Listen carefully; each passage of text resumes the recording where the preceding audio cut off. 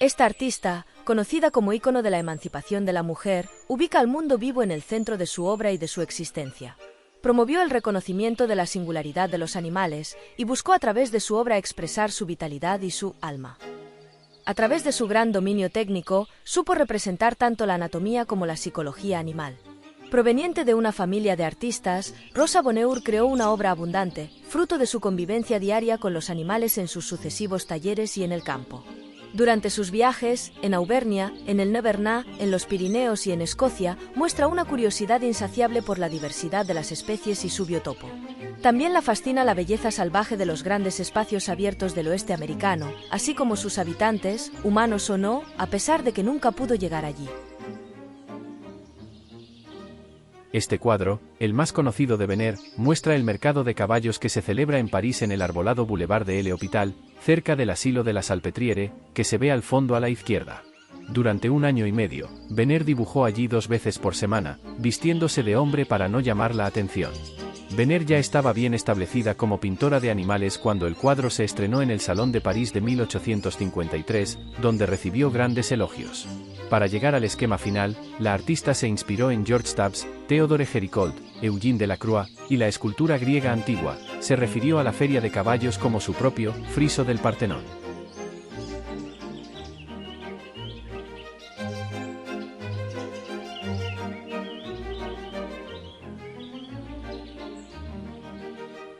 Esta escena, fechada en 1849, muestra el primer arado o abonado, que se realizaba a principios de otoño para romper la superficie del suelo y airearlo durante el invierno.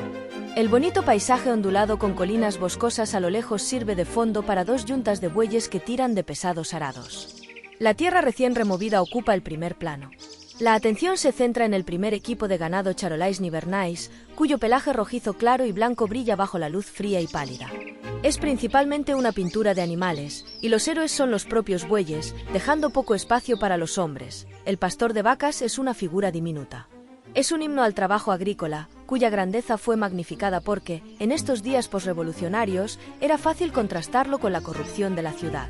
También es un homenaje a las regiones provinciales, en este caso el Nivernais, con sus tradiciones agrícolas y paisajes rurales. Por todas estas razones, esta obra realista obtuvo elogios de la crítica casi unánime.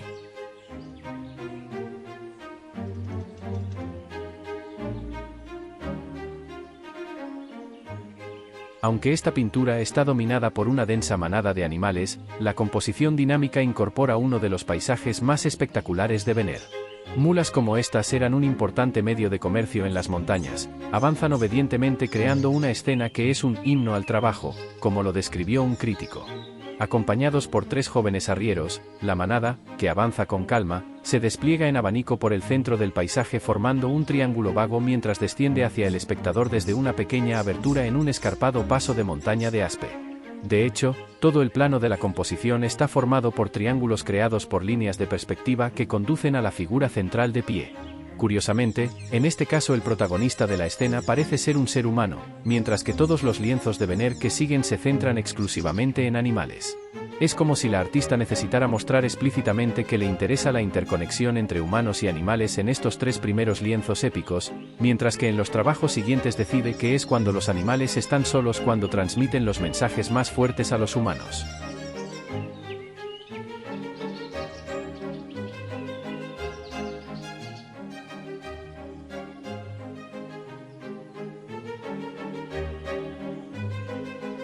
Su visión del mundo que la rodea refleja una visión excepcional de la flora y la fauna.